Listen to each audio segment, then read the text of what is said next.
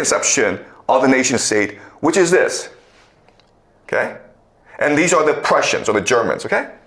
And it's the idea of iron and blood. So a nation is not something that you choose to get into, okay? It's not something that you start in contact with. A nation is in your blood. A nation is language, heritage, land, okay? And you prove that you are worthy by sacrificing yourself in battle. Okay, this comes to us from the German World Bank. In 1870, okay, in the Franco-Prussian War between Prussia and France, these two concepts of the nation state came into battle. Okay, the French was a social contract. You fight for us because you agree to be a citizen of this nation, which guarantees you certain rights. Prussia is like, no, you fight because it is your duty to fight, because it is in your blood, it is in your language, it is in your whole culture, it's in your family. And then when these two cultures clashed, it was the Prussians who won.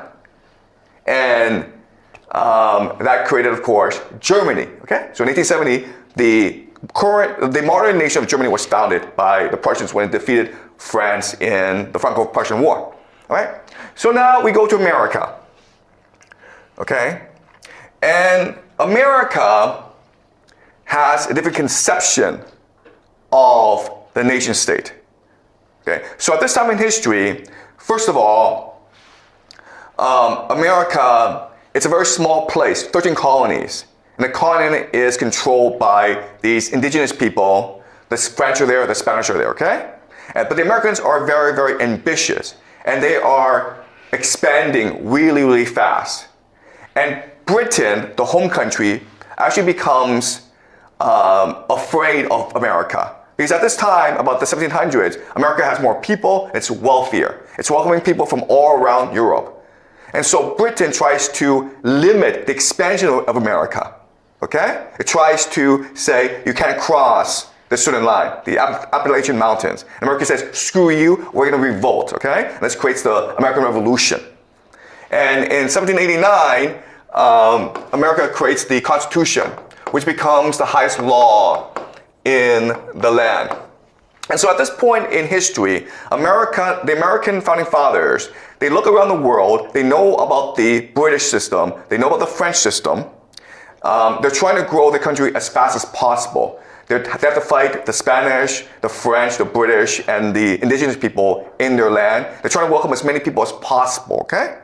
So they decide that the nation will become a game, okay, a game where the citizen is a player, and the citizen is trying to maximize his wealth, okay?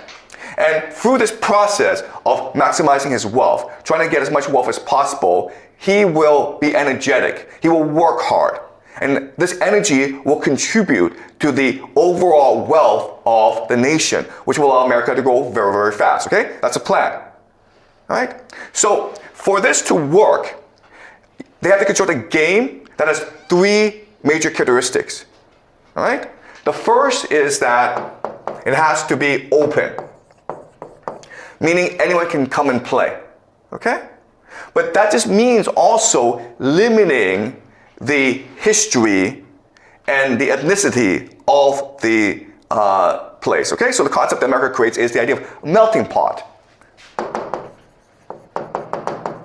We welcome anyone who comes to America, regardless of your race, regardless of your history, regardless of your wealth, as long as you're willing to assimilate into America, into the melting pot, okay? That's the first idea. Second idea is fairness. And the third is clarity.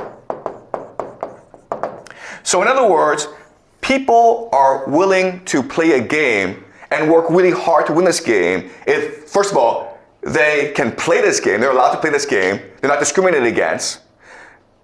Also, if the rules are really clear, okay, you understand what the rules are. In America, the rules are very simple. You go to America, you follow the law, you work really hard, you get rich, okay? Really simple, it's called the American dream, right? And the third thing, of course, is that the game is fair, meaning the only criterion to generate wealth is how hard you work, how much talent you have, how much merit you have, right? The idea of merit. Okay? And look, this is true.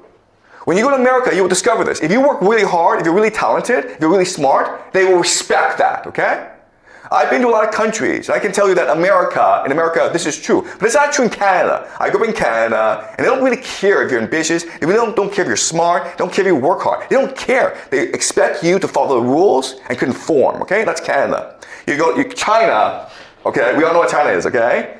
No one cares if you work hard. No one cares if you're smart. No one cares, okay? It's all about your guanxi, about your family, okay? But it's true for, actually, this is true for most of the world. And I would say that the idea of merit is only true for two places. America is the most obvious example, okay? I've been to meetings where at first Americans are like, this guy's Chinese, he doesn't speak any English, he's not that smart, okay? So there's discrimination going on. But the moment I speak, the moment I try to make my case, they are win